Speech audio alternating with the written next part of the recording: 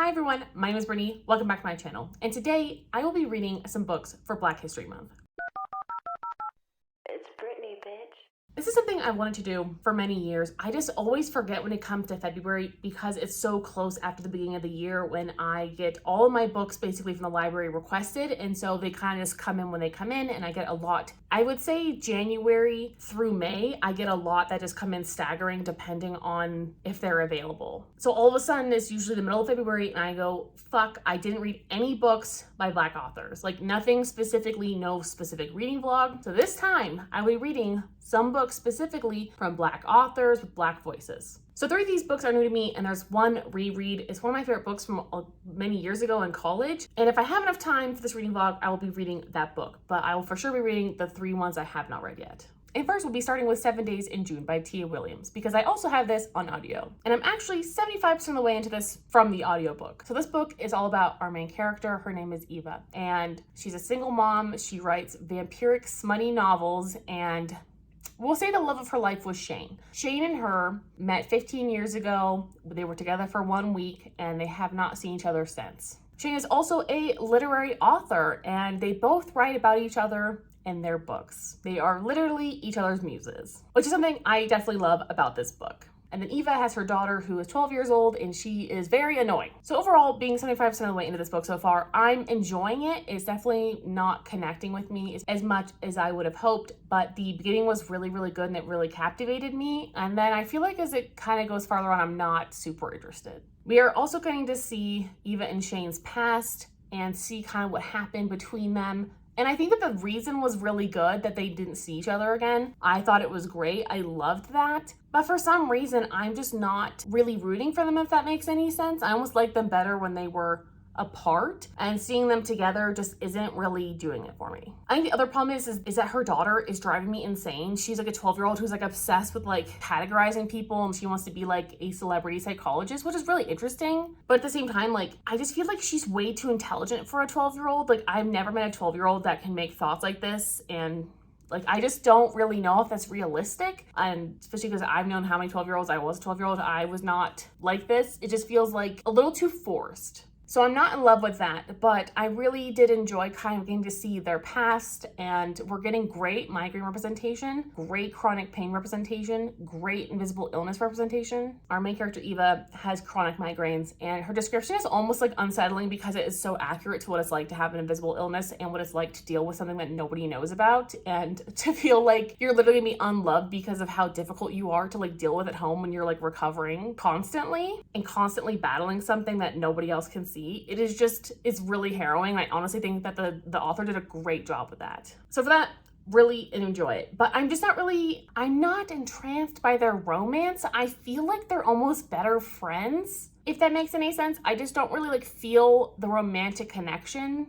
I feel like they had a good trauma bond, but I just feel like it's more as a friendship thing. I don't know. Anyway, I'm going to try and finish this today because I have the audiobook and I have a little laundry coming up. So hopefully I'll be able to finish up on folding some laundry, and then I'll hopefully report to you tomorrow about how I feel about this. And I'll tell you more about the other books that I have planned for this, but I don't feel like getting them out of my closet at the moment. So we'll talk about them when we get to them.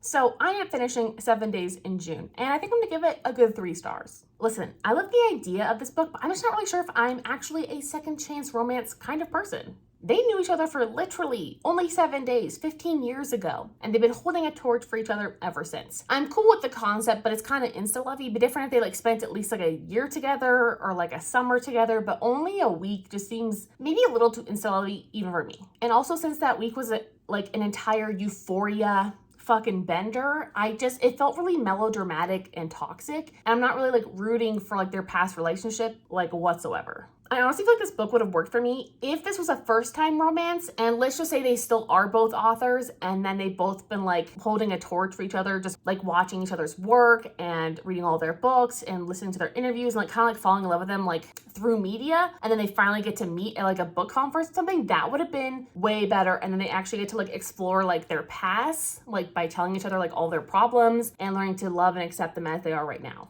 I feel like I just would have really enjoyed that book a lot more because I really didn't care about like the past parts in this book. I really liked the modern parts, the present day parts. I really enjoyed that. My biggest gripe honestly with this book is I have such a hard time with all the modern like Black woke references because there's so much name dropping and like show dropping, and I really don't need to know that the person across the room is this person and they're working on this, this, this, and this. And they're also dating this person who's working on this, this, this, and this, and this. That's literally what it was like at so many parts of this book, and it really took away from the narrative. I couldn't really keep track of it, and it just took me out of the story and it bored the fuck out of me. I also just wasn't invested in the ending. I didn't find it very satisfying. And I'm not sure if that's because I just kind of lost interest as this book went on. Like it started off really strong for me and then I just really did not care. I feel like all the magic was in them like meeting again for the first time. And then after that, it just kind of like went downhill. Like there definitely was a lot of like good representation for like chronic illness and racism and all these other like amazing things. And I loved that about this book, but like it just wasn't enough to save it and make it a 5-star. I hope that makes sense. If not, just go check out my Goodreads review, which I'm sure will be a lot more comprehensive because I feel like also after a long day of work, I have nothing to say that makes sense to me. So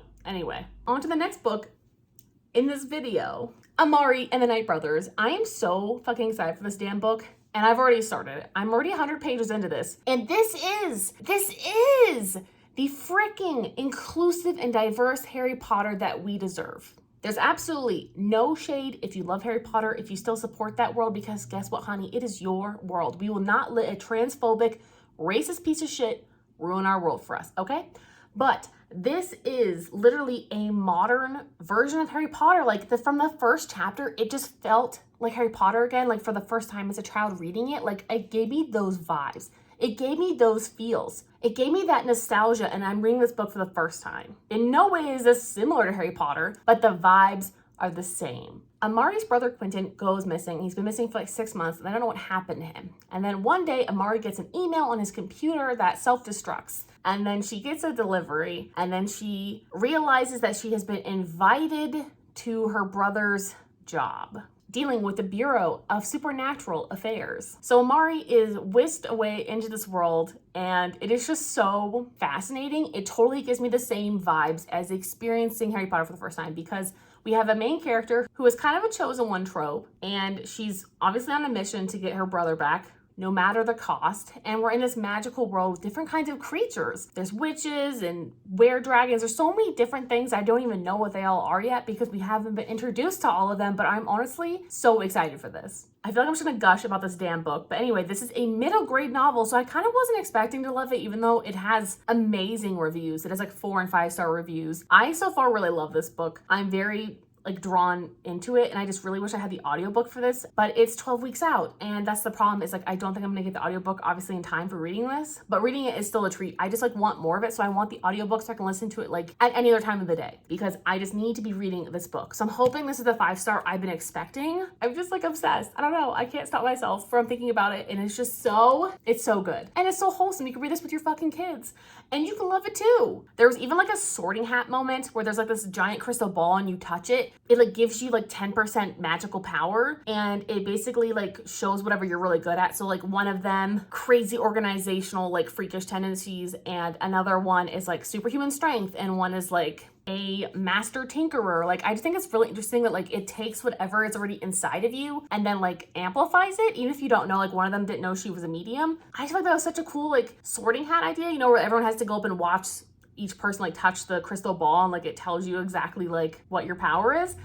I just love this book so far. It is so magical and fun, and I just love this like world of supernatural affairs. It is just this is the tea right now, you guys. I will fill you in maybe another 100 pages. We'll see. It's like, this is actually a good 400 pages. So maybe another 150 pages or so, I'll fill you in on how it's going. But so far, I'm loving it.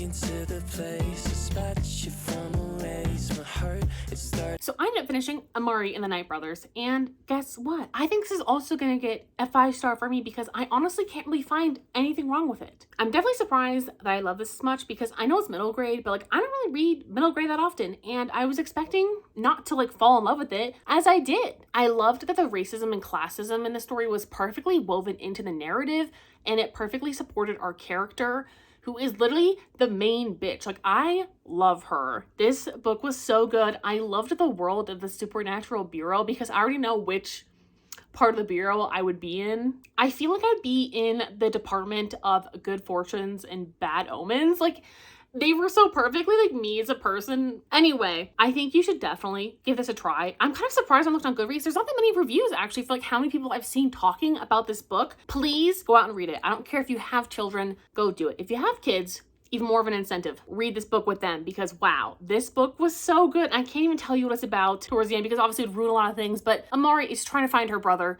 And in the meantime, she's trying to be a junior agent so she can try to find out more information about her brother's disappearance. And then she gets caught up in this world, and I'm obsessed. Like, this book was so good. The sequel comes out in August of 2022. I'm pissed because I don't have access to the sequel yet. That's all I can really say about this book without spoiling it, but I would just go into it. It's very fast paced. I honestly it was fast as fuck, and I loved it. It's like 400 pages, and it did not feel like 400 pages whatsoever. This almost felt too short for what I wanted to see. There's a lot of things that are brought up so well in this, like bullying was one of the other things that was brought up in this, and family, and there's just so many amazing things woven into this narrative, and I'm just so impressed with this author. So the next book is When the Reckoning Comes, and this is kind of a short horror novel. It's not very long. It's like 230 pages, but it's very tiny inside. And all I really know is this book is kind of about a girl who goes back to her hometown, to her white friend's wedding at a plantation, and they actually have like slave reenactments and stuff. And I think it's kind of like a slow building horror. I'm not really sure what to expect. This book also does not have an audiobook that I can find available to me, so I'm going to read this one physically as well. But I'm hoping it's pretty short, even though it has tiny words, I'm going to be really sucked into it because I read the first couple pages. It seems very interesting. So I'm going to get started on this, and I'll get back to you guys when I'm hopefully at least 50% of the way into this bad boy.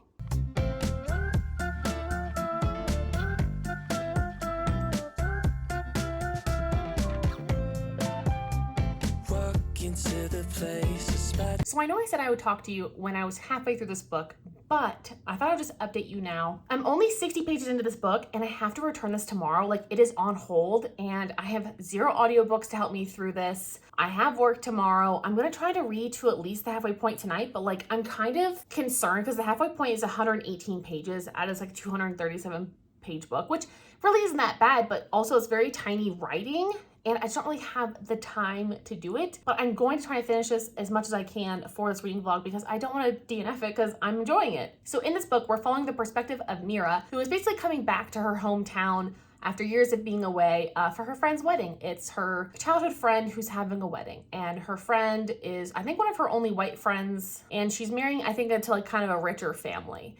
And she grew up as poor as they did, and she grew up in the black side of town. But now she's having her wedding at this refurbished plantation where they have slave reenactments and they watch people pick tobacco. And we're not even fully there yet. It was just described, but like, wow, I'm a little shook. And I think that's kind of the point of the book, is just be really unsettling. But at this point, that's kind of where we're at. She just arrived at the plantation. We're kind of getting some more backstory, what happened. So when they were kids, they had, kind of an altercation at the plantation with what we think of as a ghost, and then a man was found killed, and then her friend was arrested and blamed for it. So we're getting a whole picture now, and that's only 60 pages in, and honestly, I'm really enjoying it so far. I'm just a little worried I won't be able to finish it in time because it has to be delivered to the library tomorrow after work. And since I don't really take a lunch or anything, I really don't have time to read it except for at night, so I'm just gonna try to read it as much as I can tonight because I also don't really have time during my work hours. So if I can finish this tomorrow, that would be great. So I'm gonna keep you updated and I'll let you know tomorrow how far I can get, but I'm hoping to at least get to like page 200 and then read like 40 pages after work or something. That could be acceptable. So I'm gonna see what I can do. So I'm currently here at my local library and I'm trying to finish up on this book, and I'm 160 pages into this out of 230. So I have like 70 pages, which may not sound like a lot, but since I should technically be home in like 30 minutes to make dinner, I don't really know if I can like do 70 pages in that time frame, and I need to return this book today. I cannot renew it any further. I tried renewing it just once, and I can't because someone has this on fucking hold. So I'm gonna sit here and read and enjoy my cappuccino blast, and even though it's very chilly, I'm going to try to enjoy this icy beverage. So I'll talk to you again whenever I have more of an update on this book, but also it's kind of more like historical fiction at this point, and I'm really enjoying that aspect because we're still in the present timeline, but we're obviously talking about slavery and the things that happened in the past, and I'm still just shocked at how people are acting at this fucking plantation. Like, I'm just shocked at like the white people right now. Like, I don't know you. So it's been raining and very windy, and I saw a tumbleweed go by, but guess who finished this book? And it only took me like 45 minutes. Honestly, I don't know what this book's gonna get yet. For me, it's probably like a 4-star rating. Honestly, this book is like kind of mesmerizing, and I think it's incredibly well done, and I think that this author is incredibly talented to take such a difficult subject matter and weave it into a book and make it horrifying but like educational, and it touches on so many issues and like people's anti-blackness, and even if you are black, like how you've internalized like trying to always be good. And it's just like such an interesting book at all. Like, I don't know, that ending was wild as fuck. Like, honestly, there were some parts where I thought I was gonna like vom for a sec. So if you're not into body horror, especially the ending might be a little difficult for you. And it was kind of disturbing, and not even like kind of, it was like really disturbing, and rightfully so with what's happening, but like it was pretty stomach turning at some parts towards the end here, and it's kind of a mind fuck. And all I can really tell you about this book is this is basically about a haunted plantation where the ghosts of these enslaved people are taking vengeance against those who have wronged them. And I love a good ghost story, and I really love the way this was told. Like, honestly, this book is really, really, really good. I think it's just kind of difficult to read. Like, it's not an easy read, but this was just such a ride. Like, this book was a ride from like start to finish. I didn't really know how it was going to finish, but like that ending was crazy as fuck and pretty bittersweet too. But at the same time, like, even though we can't go back and change history, we can still honor those who have died. And it's great not to forget those things. Like, a lot of people, myself included, like, I pass up books sometimes that are about slavery and stuff because it's really difficult to read. But we need to do these people justice by seeing the truth of the matter and knowing how horrible it is so we don't repeat history. And I think that's just so important with books like this, or books about the Holocaust, and they're so difficult to read, but they're so important. And this book perfectly did like a Southern Gothic horror book, like to a T. And I don't know I'm gonna rate it yet 100%, but this was really good, and it was very harrowing, and it was shocking at some points and very disgusting, but like, these things really fucking happened, and they're fucking gross, and we need to commemorate that those things happened and never let them happen again. And there's so many important things in this book. Like, just give it a shot. Just prepare yourself for a dark and disturbing time. Okay? That's all I'm gonna say. I'm gonna go return this to the library now, and then I'll probably fill you in at the very end with all of my ratings for the books. I think this is somewhere in the 4-star range because honestly, it was really great, but I didn't always connect with like the characters as people, like know them individually, but like them as telling a story was really interesting to see it through their perspectives and like have it make sense. Like, I'm still shocked by this book. Like, I just feel like I'm a little taken aback. Like, I wasn't expecting this book to go that hard. The crowd across the way, flat was on your face, and then from the 80s, someone keeps blocking my way. I can't feel farther away. Wait on a moment to say that I want. So now I'm on to the last book of this reading vlog, and this is Kindred by Octavia E. Butler. And this is one of my favorite books. I read it in college. I originally thought I read it for my African American literature class, but I actually believe it was her other book that I have that I read for that. And then this was in my senior seminar because we had to read like sci-fi and fantasy for my senior seminar with that teacher, and she chose this book. I fell in love with this book right away. I think we're looking at another 5 stars. I'm rereading it for the first time ever, and I'm already 65% of the way into this, and I started it last night. I do have the audiobook, so I have been listening to it while I've been at work today, but I actually got 80 pages into this last night on my own, which has not happened in like a very long time that I've been that invested in a book. I couldn't put it down and read 80 pages in one sitting. For a lot of people, that's probably pretty normal, but for me, I don't usually put that much energy into a book in one sitting, but wow, I literally couldn't put this bad bitch down. Kindred opens with a bang, and then it goes back in time to recount what happened. And back in time is not just a figure of speech, because this book involves time travel and it is fucking fascinating. We're following our main character Dana, who is married to a white man, and it is 1976.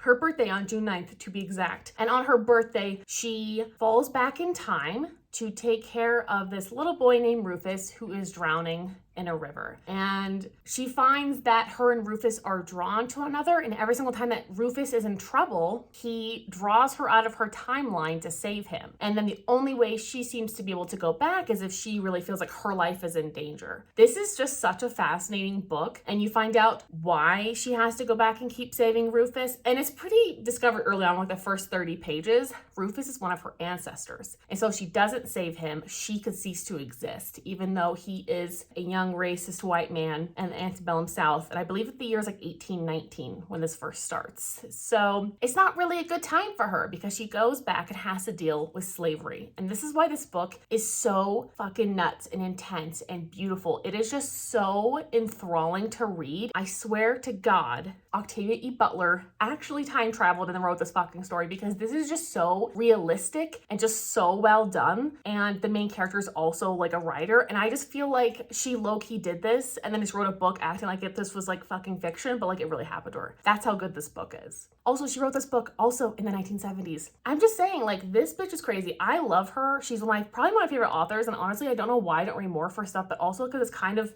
intense and it's deep, but like it's just such an amazing ride. It's so good. So I've been listening to the audiobook all day at work. I'm probably gonna finish this book tonight because I'm not sure I'll be able to stop myself from reading it. So I'll give you guys an update when I'm finished, but this book is a doozy. Just give it a try. I've even seen people on BookTube, it's kind of like becoming more popular, and that's kind of why I decided this would be like a perfect time to reread it, because a lot of people are like obsessed with it. It's like one of their new favorites because it's just that fucking good. And I had to see for myself, is it still a favorite? And you know what? So far, it is. So I finished Kindred, and this was the 5 stars that I was expecting. This still holds up years later. This was written in the 1970s. This is an incredible book that perfectly blends two of my favorite genres, which is historical fiction and sci-fi. Like predominantly over my entire life, those have been my two favorites. And this blends them so well. I can see how some people might be a little disappointed by the ending and a little bit of a letdown, but for me, it kind of like closes the book in a bittersweet way and returns it back to the beginning, which is kind of where we leave off.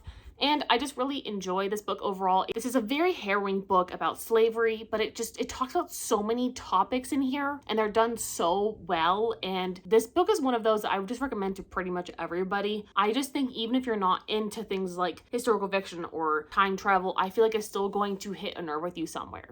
I also decided to finally add this to my favorites list because I have no idea why it was not on my Goodreads shelf to begin with, but it's definitely earned it. It is just one of those books everyone should read. Please go out and read this book, pick it up. It's one of her most famous books, if not her most famous book, and I think there's a reason for that. So this book deals with really heavy topics, but it's very accessible. It is very easy to read. It is so fast paced, I almost finished it in exactly 24 hours. That's crazy. I did have the audiobook, so I'm not even gonna lie, obviously it's the audiobook, but if you're reading this, like you'll probably read this in like a couple hour sitting because it is just so fast paced and plotted so well. My only real big gripe with this book is I just have a hard time believing that the people in the past in the 1800s wouldn't have an issue with her like popping in and out of time as much as they seem not to have an issue with it. I mean, obviously it's brought up that she's like potentially a witch, but I just feel like it's definitely kind of excused or like glossed over, and I just find it weird that people would like accept it, because I know a lot of the slaves in there did not accept it. They thought that she was weird or she was siding with the white people. I kind of like wish I was explored a little bit more. I just found it a little hard to believe that if you went back to the 1800s, they wouldn't like question you a little bit more about like how you pop in and out of time. So that is a little unbelievable, but otherwise the story just rings so true, and it's just like